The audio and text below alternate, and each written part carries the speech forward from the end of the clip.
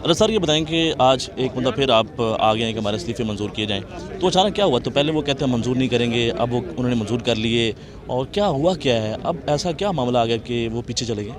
खौफजदा है।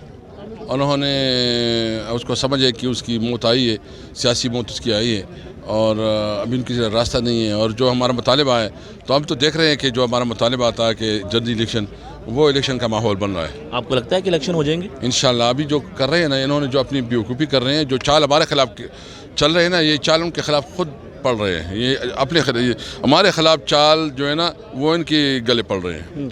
अरे सर, ये बताएं कि पाकिस्तान के लासाब के सामने IMF जो है वो बात करने के लिए तैयार नहीं है, वर्ल्ड बैंक ने भी अभी कर्जा देने के लिए तैयार नहीं है, तो मुल्क के जो हालात हैं वो कैसे बेहतर होंगे, मैशत किस तरह मजबूत होगी? और क्या लगता है, आप लोग सोच रहे हैं पाकिस्तान के वाले से, या फिर दीगर जमातें क्या सोच रही हैं, हुकूमत क्या सोच रही है? वाहिद हाल है इलेक्शन। अभी जब तक इलेक्शन नहीं होता, इस मुल्क में कोई सियासी इस्तेहकाम नहीं आता, तो माशी तौर पर इस्तेहकाम मुमकिन नहीं है। सर, अब इलेक्शन की बात करें, इस्लामाबाद के अंदर बल्दियात के इलेक्शन जो है वो नहीं हुए और अदालत का फैसला भी था, उसके बावजूद फिर किस तरह मुमकिन होगा कि जनरल इलेक्शन होंगे? असल में ये तो जिस तरह कर रहे हैं, जिस तरह बिहेवियर कर रहे हैं ना, ये इस मुल्क इसके पीछे कौन है?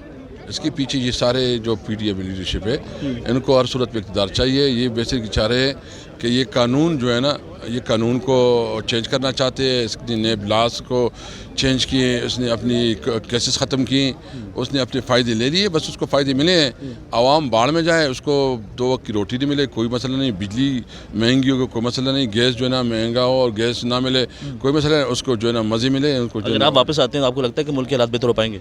बिल्कुल, हम इंशाल्लाह इस मुल्क क्या स्ट्रेटजी होगी? हम इस मुल्क को इस सिचुएशन से निकालेंगे। हम अपना एक्सपोर्ट बढ़ाएंगे। और आपको पता है कि हमने जो टेक्सटाइल मिल को जो कंसेशंस दी थी, रिलीफ दिया था, हमने जो कंस्ट्रक्शन इंडस्ट्री को रिलीफ दिया था, हमने जो एग्रीकल्चर को रिलीफ दिया था, वो बहुत बड़ी रिलीफ थी। तो सर, ये बताएं कि इमरान खान साहब की जान को ख़तरा है और वो वापस आ रहे हैं, वो कह रहे हैं मैं अवाम में आऊँगा, तो आपको नहीं लगता कि एहतियात करनी चाहिए?